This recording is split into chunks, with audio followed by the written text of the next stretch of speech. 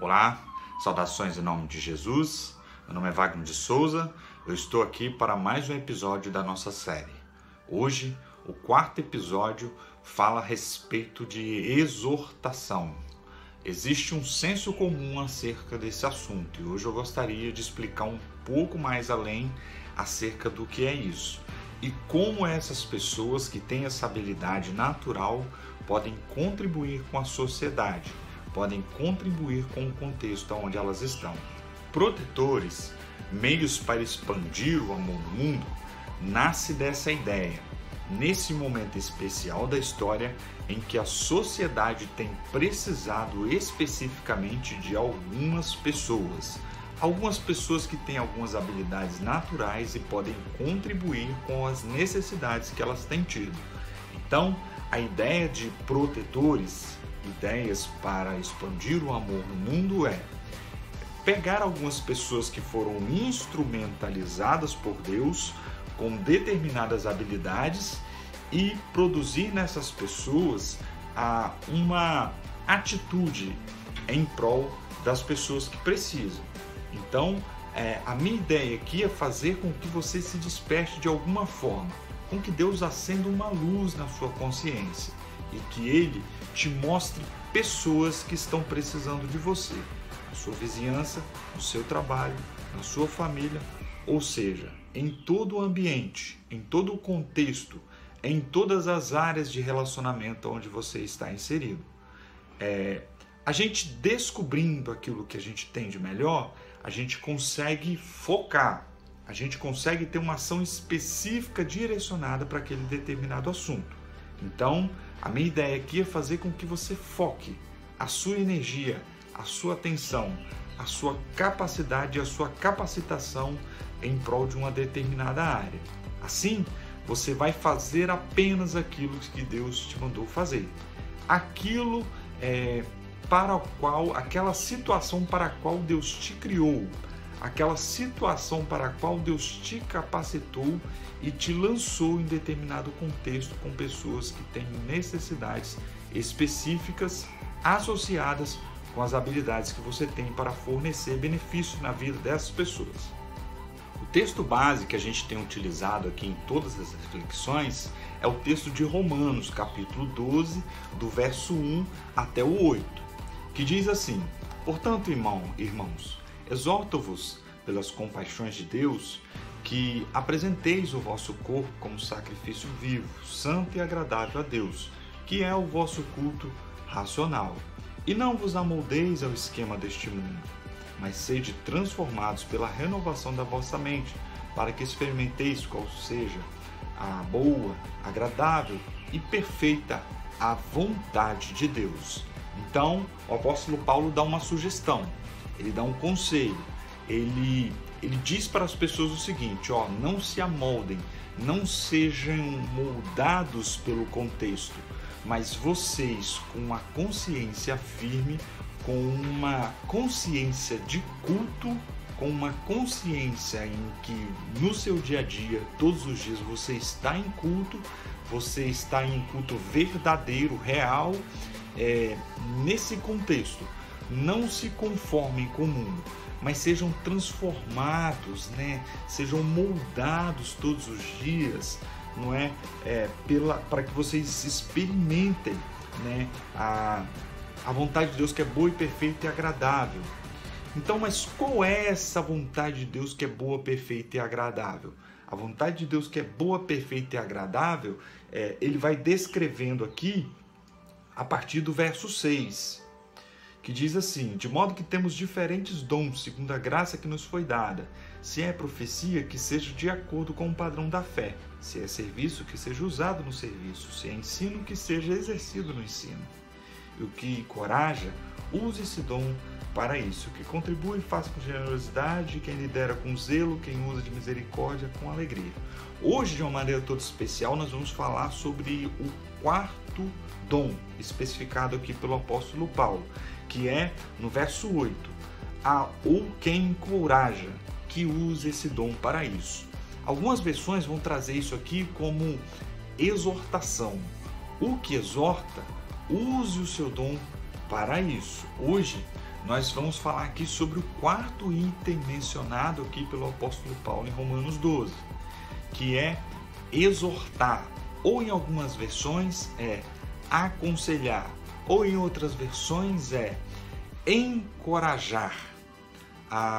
No nosso contexto, no contexto evangélico, as pessoas geralmente usam essa palavra exortar como se alguém estivesse dando um puxão de orelha na outra pessoa. Não é necessariamente, não é especificamente isso que o texto fala.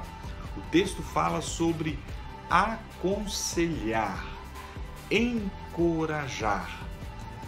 Às vezes, essa atitude vai ser de puxão de orelha, mas não é exclusivamente sobre isso que o texto fala. O dicionário online traz essa palavra exortar, o significado dessa palavra exortar, como o efeito de exortar, encorajamento, estímulo, incitação. No texto bíblico, a palavra parakaleo, que vem do grego original, ela significa chamar para o lado. Ou seja, você identifica uma pessoa com uma determinada situação e você chama essa pessoa no privado. É como se você chegasse para uma pessoa vivenciando uma determinada situação, um determinado contexto, e esse contexto está trazendo prejuízo para essa pessoa, você chamasse ela e falasse: fulano, vamos conversar? Vamos ter uma conversa? Aí você leva essa pessoa para um local mais reservado, para não expor ela diante das outras pessoas, para você não trazer nenhum constrangimento para a vida dessa pessoa. Você leva essa pessoa para um local reservado e conversa com ela. Dependendo da situação que ela estiver, você gera uma resposta diferente para a necessidade que ela possui.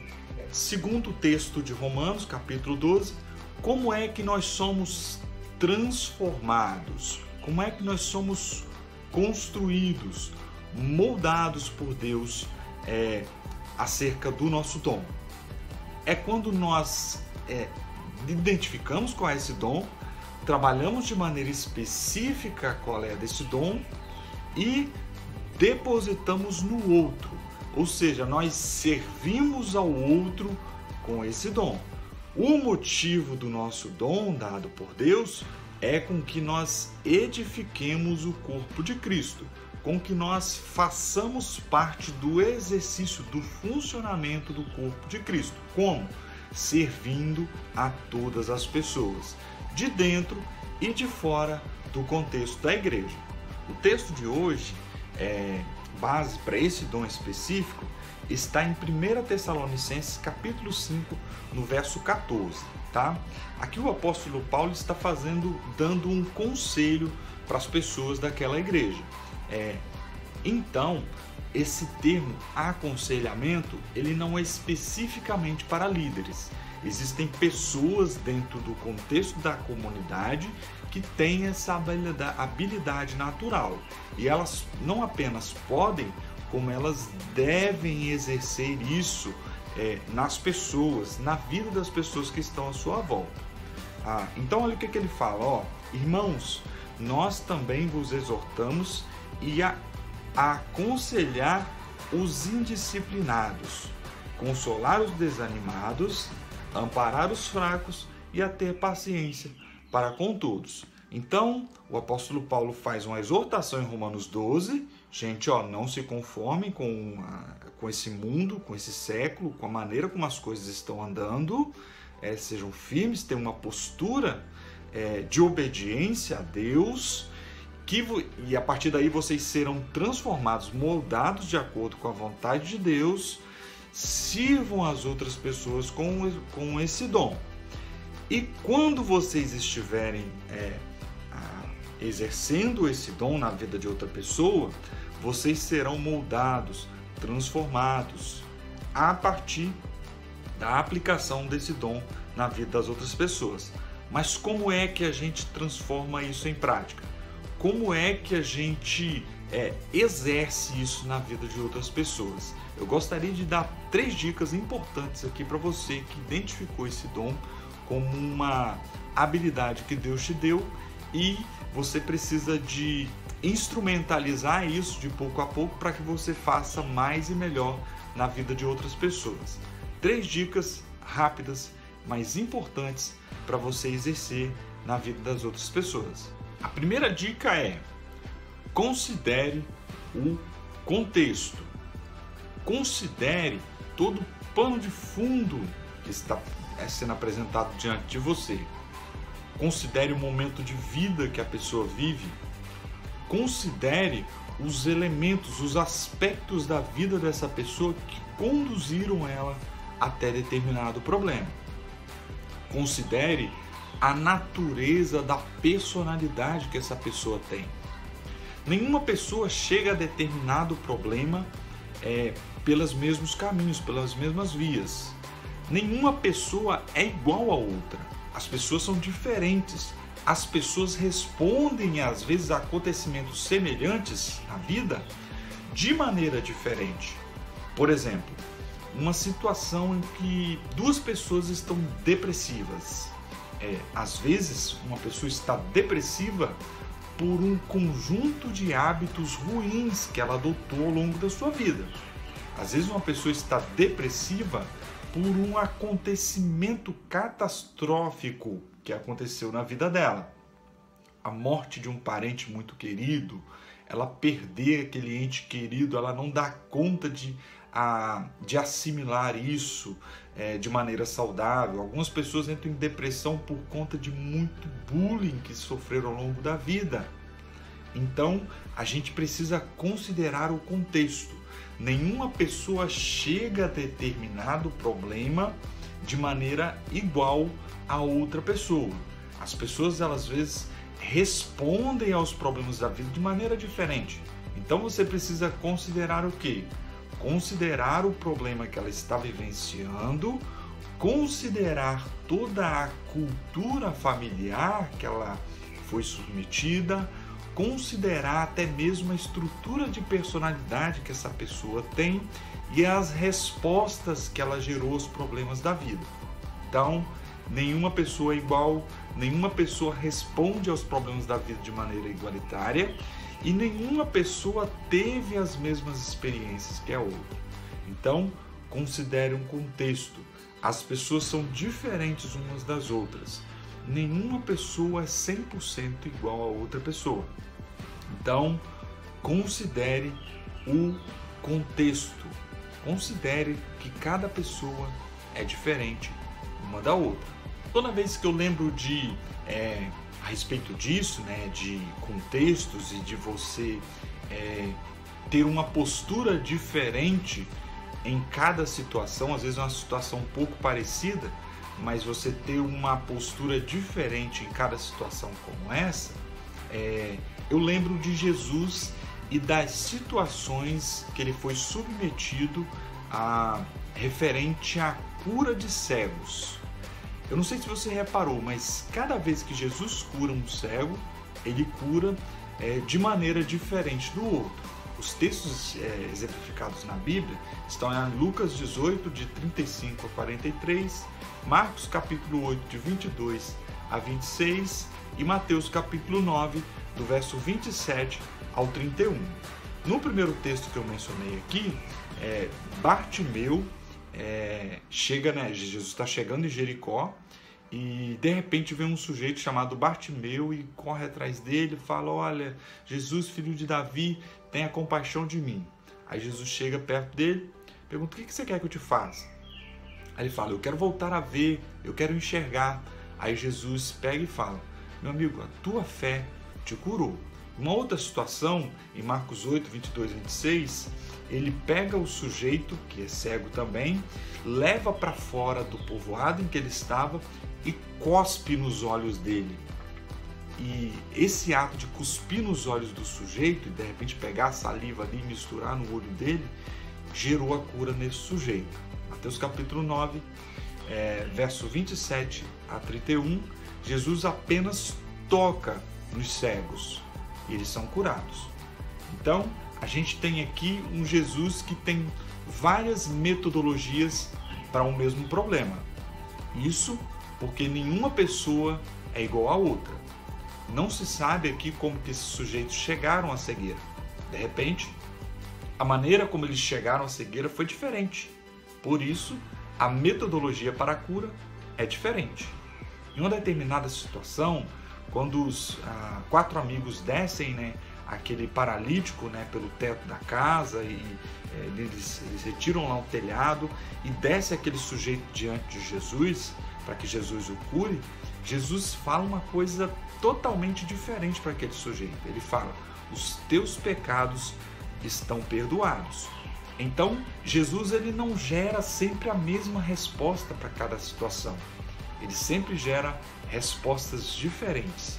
A metodologia de Jesus existe uma necessidade, existe um contexto, um indivíduo diferente do outro. Então, eu preciso pensar muito bem o que eu faço para poder ajudar esse sujeito. Então, na prática do aconselhamento, na prática das conversas espirituais que vocês têm com as pessoas, evitem de dar respostas prontas. Evitem de ficar replicando, repetindo coisas que vocês ouvem em sermões de pastores, de internet e coisa e tal. Evitem de ficar fazendo Ctrl+C, Ctrl+V, de ficar copiando o que as pessoas falam. Porque cada situação é uma situação diferente da outra. Cada pessoa é diferente uma da outra. Então, você precisa ter uma solução para cada situação diferente de uma da outra. Então, procure ouvir, procure escutar, procure entender a pessoa, acolha a dor dela. Isso é mais importante do que você gerar uma solução. Às vezes a cura está em você escutá-la, em você ouvi-la. Evite de dar respostas prontas. O apóstolo Paulo, por exemplo, ele dá aqui pra gente 3 grupos de pessoas diferentes. Ele fala sobre os insubmissos, os desanimados e os fracos.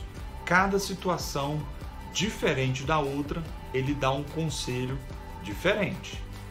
No final, ele fala a respeito de sermos pacientes e longânimos com todos os outros. Talvez porque, para nós não darmos respostas prontas, para nós não sermos precipitados ou preconceituosos com a dor, com o sofrimento do outro, a gente precisa ter paciência. A gente não pode se precipitar. A gente precisa considerar o contexto.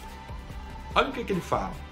Os insubmissos, que em algumas traduções dizem os desordeiros, os ociosos, os desocupados, que na tradução do original grego significam pessoas que estão fora da fileira, pessoas que não cumprem o papel que deveriam estar cumprindo, pessoas que estão vivenciando o contexto de desobediência, que estão fora do caminho, pessoas que estão tocando a vida de qualquer jeito. A essas pessoas o apóstolo Paulo diz: aconselhar os indisciplinados. Para quê? Para poder trazer essa pessoa de volta para o caminho, reposicioná-la diante do caminho que ela deveria estar seguindo, recolocá-la no caminho, recolocá-la na rota que ela deveria estar seguindo, reposicioná-la diante de Jesus e dos seus ensinos, reposicionar essa pessoa ao caminho que ela deveria estar trilhando. De repente você está dando um conselho para uma pessoa que não é cristã, mas essa pessoa ela está vivendo um contexto de tratando o casamento de qualquer jeito, de qualquer maneira. Reposiciona essa pessoa no caminho. Meu amigo, você precisa cuidar da tua esposa, você precisa cuidar dos teus filhos, você precisa se dedicar à sua família, volta para esse caminho. De repente você está aconselhando uma pessoa que não é do contexto de igreja, mas que está vivenciando um contexto de dependência química. E isso está destruindo a vida dessa pessoa. Então o que você precisa fazer? Reposicionar essa pessoa dentro do caminho dela. Meu amigo, essa dependência química ela vai te fazer mal, ela vai trazer prejuízo para a tua vida. Então entre de volta no caminho de virtude, entre de volta nesse caminho aqui que é saudável para você. Então, o primeiro conselho que o apóstolo Paulo dá para para nós utilizarmos com pessoas insubmissas é reposicionar essa pessoa no caminho. De obediência a quê? Obediência às coisas que são saudáveis, obediência às coisas que são virtuosas, construtivas para a vida dessa pessoa. Ou se for para um conselho para um cristão é reposicioná-lo novamente a um contexto de obediência a Cristo. A segunda classe de pessoa que o apóstolo Paulo menciona aqui são os desanimados, pessoas de pouco ânimo, ou os preguiçosos, como a gente diz na nossa linguagem popular. Pessoas de pouco ímpeto, pessoas de pouca iniciativa, pessoas de pouco ânimo, pessoas desanimadas, pessoas que estão com pouca disposição para resolver os problemas, com pouca disposição para solucionar a vida, com pouca disposição para ter uma atitude diante da vida. A essas pessoas, o apóstolo Paulo também tem um conselho, ou seja, para nós encorajarmos essas pessoas, para que elas se tornem pessoas destemidas, para que elas tomem iniciativa. Ou seja, é como se essa pessoa estivesse se afundando em uma areia movediça e você estendesse a mão a ela e puxasse ela. E, se possível, você não apenas desse um conselho, mas você mantivesse uma agenda de aconselhamento com essa pessoa, de maneira que toda vez que você se encontra com ela, você injeta ânimo, você injeta energia, você injeta potência nela, para que essa pessoa seja encorajada, motivada a sair dessa condição.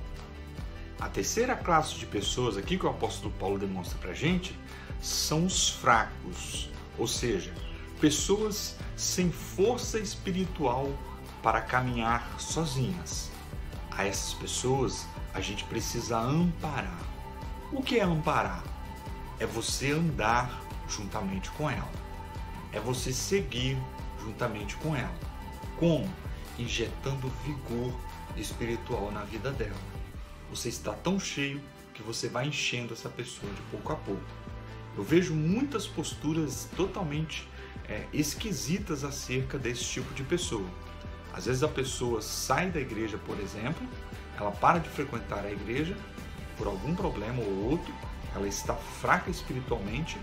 Algumas pessoas chegam diante dessas pessoas e julgam ela, tratam ela como se ela fosse uma traidora, como se ela abandonasse Jesus e como se ela estivesse se rebelando contra Jesus. Às vezes, essa pessoa está apenas fraca, e uma pessoa fraca ela precisa de vigor espiritual, ela precisa ser retirada da condição em que ela está. E não ser jogado, se ela estiver caindo dentro de um buraco, não jogar mais terra para que ela se afunde mais. Então essa pessoa ela precisa de ser injetado nela um ânimo,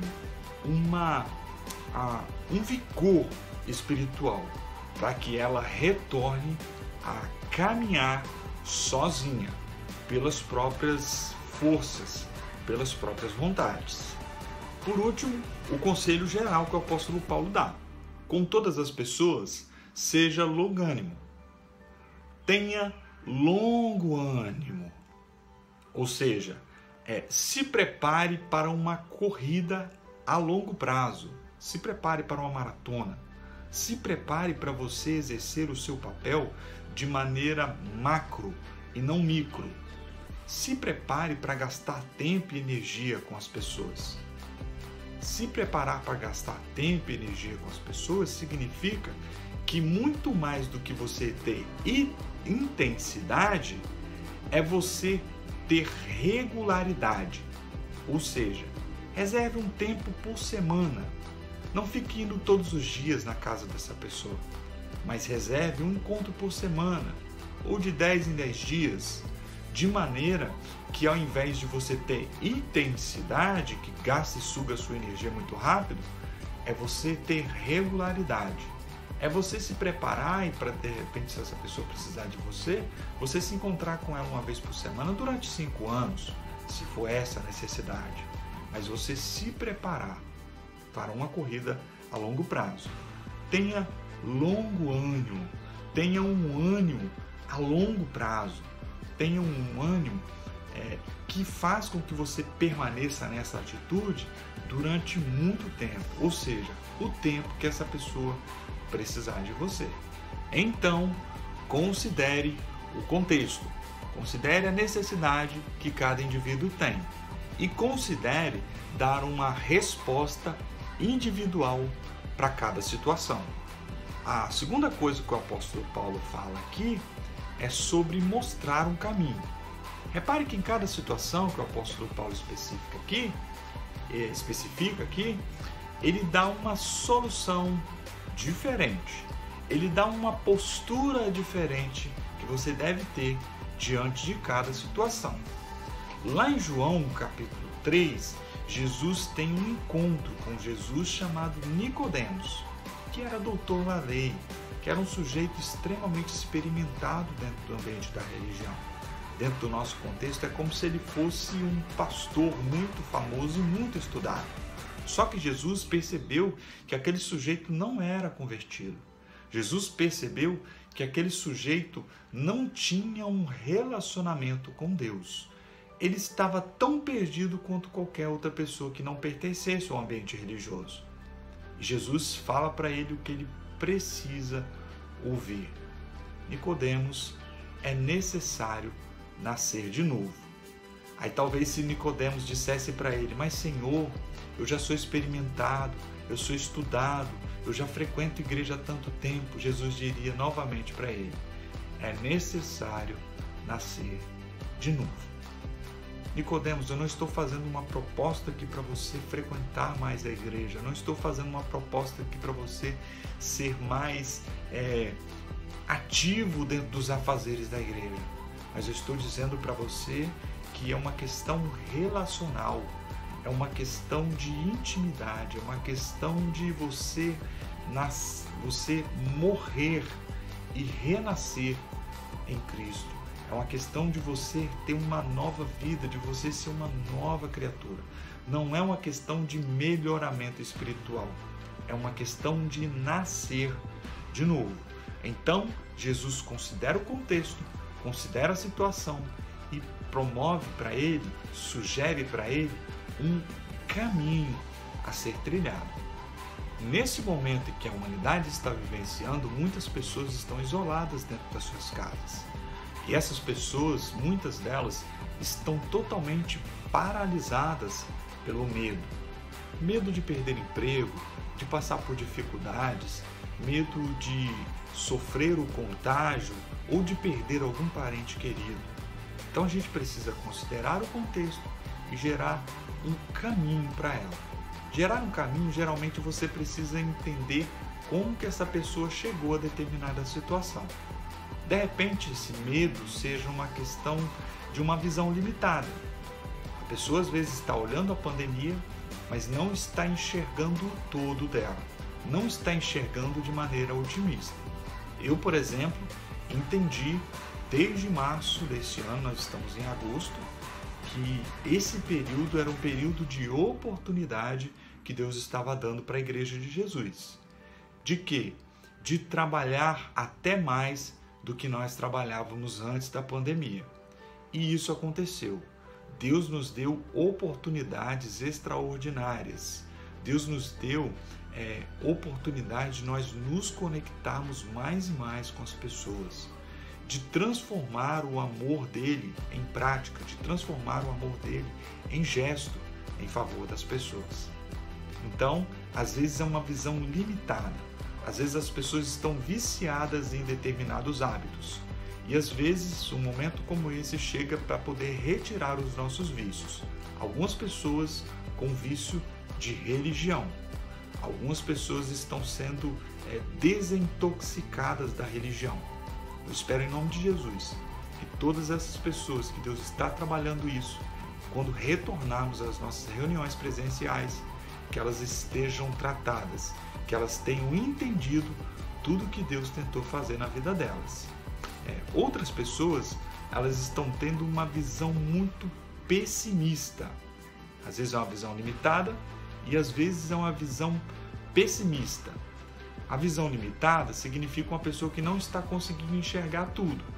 A visão pessimista é a pessoa que acha e que pensa que vai dar tudo errado. É a pessoa que já está com a derrota nas mãos antes mesmo de entrar na batalha. É a pessoa que já está diante de uma situação em que ela já não tem mais forças para lutar. Por quê? Porque ela gastou tempo e energia considerando que tudo ia dar errado. Existe também outro tipo de pessoa, pessoas com autoestima baixa, pessoas que se olham sempre de maneira negativa, pessoas que acham que as coisas que ela faz são sempre as piores, que ela é o problema de todas as pessoas à sua volta, de que ela é a razão de tudo dar errado na sua vida. Pessoas que têm autoestima baixa.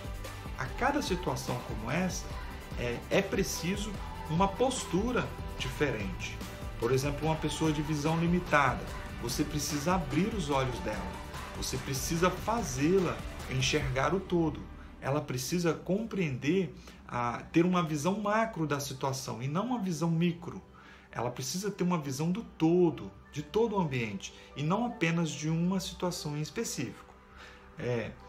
Por exemplo, uma pessoa que tem uma visão pessimista, ela precisa ser injetado o otimismo nela.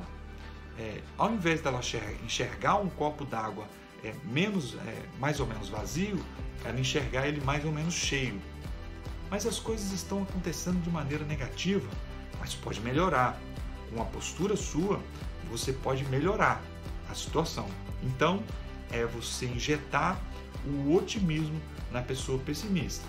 A pessoa que tem baixa autoestima é você produzir o valor nela, é você fazer ela se valorizar, ou seja, você equilibrar as forças. Se ela está se enxergando pequena demais, é você injetar ânimo e fazer com que ela enxergue as virtudes que ela possui. Uma pessoa pessimista, geralmente ela está focada, vamos supor que ela tem 5% apenas de defeito, ela está focada nesses 5% de defeito e não enxerga 95% de virtudes que ela possui. Então, é fazê-la enxergar as virtudes que ela possui. No finalzinho do verso 14, o apóstolo Paulo fala para que nós tenhamos paciência para com todos. Porque esse tipo de postura no aconselhamento, às vezes você está ouvindo e escutando o que as pessoas dizem e às vezes você está se enchendo de muita coisa ruim que essas pessoas estão colocando para fora. Então, você precisa ter um sistema em que você também se descarrega e se enche de virtude. Às vezes você está dando muito conselho, mas você não está procurando pessoas para você se aconselhar. Ou seja, manter a sua paciência para com todos significa também você se cuidar. Você cuidar de você mesmo. Então, o último conselho que eu gostaria de dar aqui é: cuidado com a sobrecarga. Cuidado se você está se enchendo de muito lixo emocional e espiritual. Às vezes as pessoas estão colocando todo esse lixo para fora e elas estão ficando saudáveis a partir desses encontros que ela tem tido com você. Mas você também precisa entender que você precisa estar saudável para cuidar de outras pessoas. Você não pode, doente, querer inserir saúde na vida de outra pessoa. Às vezes você está precisando tratar você mesmo. Para quê? Para que você esteja saudável para cuidar de outras pessoas. E isso implica, já que você está colocando o seu dom a serviço de outras pessoas, aconselhando, conversando, e essas pessoas estão colocando todo esse lixo para fora e às vezes está grudando em você. Então você precisa de quê? Desenvolver um ato, uma atitude, um impulso em que você vai atrás de pessoas que tratam você, que você tem conversas com essas pessoas e essas pessoas ajudam você a descarregar todo o lixo que está dentro de você. Entende? E assim sucessivamente. Essa pessoa vai procurar uma outra pessoa para poder fazer isso. Então a gente precisa colocar todo o lixo que está dentro de nós para fora também. Para quê? Para que a gente tenha saúde e para que a gente se mantenha nesse processo a longo prazo. Para que a gente não tenha muita energia gasta em pouco tempo e pare de fazer. Mas para que a gente mantenha essa regularidade necessária. É a gente cuidar de nós. Cuidado com a sobrecarga. A gente tem lá em Lucas capítulo 10, versos 38 e 42, a história de Marta. Marta e Maria. Jesus chega na casa delas e Marta muito preocupada com os afazeres e Maria sentada aos pés de Jesus. E o que Marta fala? Ela fala com Jesus: olha, o senhor não se importa que eu esteja aqui trabalhando e minha irmã não faça nada? O que tinha em Marta? Uma mentalidade de pessoa ativista, que quer fazer muitas coisas, que quer resolver a vida das pessoas, mas que não está indo aos pés de Deus para se alimentar. Aí Jesus pega e fala: olha, Maria pegou a melhor parte do processo e ela não vai ser tirada daqui. Então, o que é? É a gente se encher de virtude, a gente se encher de Deus e a gente estar cheio o suficiente para a gente poder compartilhar. E não o contrário. Às vezes a gente quer fazer muita coisa, mas a gente não está se enchendo de virtude. Então, a gente precisa ter esse processo em que a gente está se enchendo de Deus, a gente está se enchendo de virtude, alimentando o nosso coração, alimentando a nossa vida, transformando a nossa consciência, para que a gente esteja capacitado suficientemente para poder exercer isso na vida de alguém. E para que a gente esteja cheio de virtude, para que a gente esteja cheio da presença de Deus, para que a gente possa colocar e depositar isso na vida das outras pessoas. Se a gente não fizer esse processo, a gente vai incorrer em um risco muito grande da perda da nossa paciência, por exemplo, a gente se estressar e às vezes a gente não ter a devida atenção para com a pessoa, não escutá-la da devida forma que a gente deveria, não dar atenção, não acolher a dor do outro. Por quê? Porque nós estamos tão estressados, tão cheio de lixo dentro de nós, que a gente não tem a devida longanimidade, longo ânimo para poder lidar com essa pessoa. Então, a gente precisa cuidar de nós. Tendo esse processo em que a gente também se aconselha, entendendo também que o problema do fulano é do fulano, que a gente não pode absorver para nós, embora isso aconteça naturalmente, né? Por mais que você se cuide, mas você precisa ter essa consciência e a gente buscar um aconselhamento regular. Por quê? Porque se a gente não fizer isso, vai gerar problemas dentro das nossas emoções, a gente vai começar a ficar estressado e às vezes pode gerar problemas até dentro da nossa casa, dentro da nossa família. Porque a gente às vezes está tão preocupado em solucionar o problema das outras pessoas que às vezes a gente cria problema dentro das nossas famílias que não deveriam ter. Ou às vezes a gente se esquece de resolver alguns problemas dentro da nossa casa, esses problemas vão se avolumando e os problemas vão crescendo. Então, a gente precisa ter essa consciência de cuidar de nós mesmos. Cuidado com a sobrecarga. Se encha de virtude, se encha de conselhos. Tenha um lugar onde você deposita todo o seu lixo emocional e espiritual. A mensagem de hoje trata a respeito disso. Aconselhamento, exortação, encorajamento. Ou seja, qualquer postura que você tenha diante de uma dificuldade que uma pessoa tem, em que você vai lá aconselhá-la. Então, se você identifica isso, procure fazer uma autoanálise. Se você identifica que existe essa necessidade nas pessoas à sua volta e que você acaba tendo esse impulso natural em você aconselhar e conversar com ela, procure observar essas questões que eu mencionei aqui hoje e procure se projetar na necessidade que essas pessoas têm. A longo prazo, isso gera um resultado extraordinário na vida dessa pessoa e na sua vida, porque você vai de pouco a pouco não se amoldando ao esquema deste mundo e de pouco a pouco você vai se adaptando, se moldando à vontade de Deus e consequentemente conhecendo mais a Deus e consequentemente sendo tratado a respeito de você mesmo. Minha oração é que Deus te dê gente, Deus coloque pessoas no seu caminho, Deus identifique essas pessoas e faça com que a sua rota, o seu caminho se cruze com a dessas pessoas. Eu estarei aqui orando por você, pedindo a Deus que Ele te proporcione encontros de vida, em que você coloque para fora toda a vida que existe dentro de você. Deus abençoe você e até a próxima.